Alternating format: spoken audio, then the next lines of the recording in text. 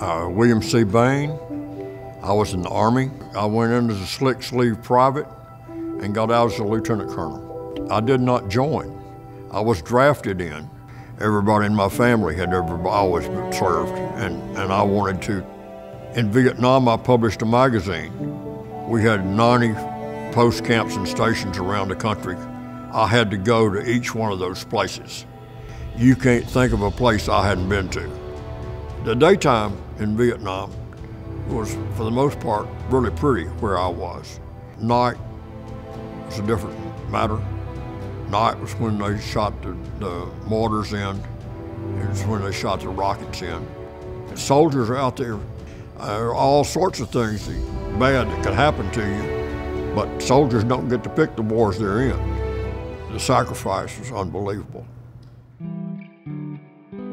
My first football game would have been in 1952 against Wofford.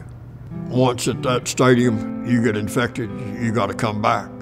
There's no place like Neyland to watch a football game.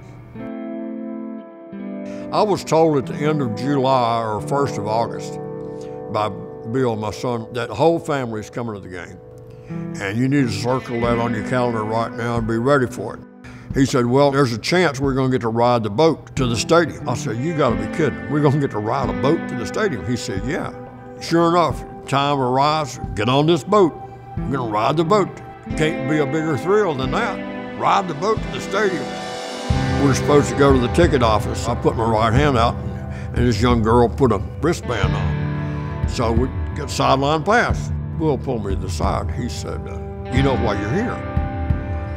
And I said, yeah. I said, Bob's got a contract to shoot the game, and he's got a field pass, and he got us sideline passes for the pregame.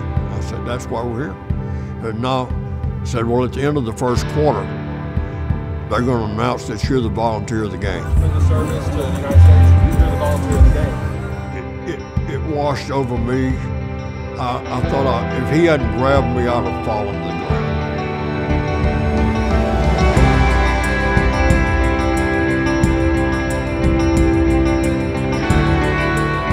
That was one of the biggest shocks of my life. I had absolutely no idea that anything like that was fixing to happen. I mean, to me, the big deal was ride the boat.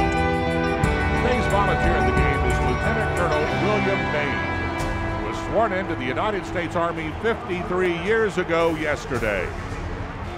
Colonel Bayne, we welcome you back to Rocky Top.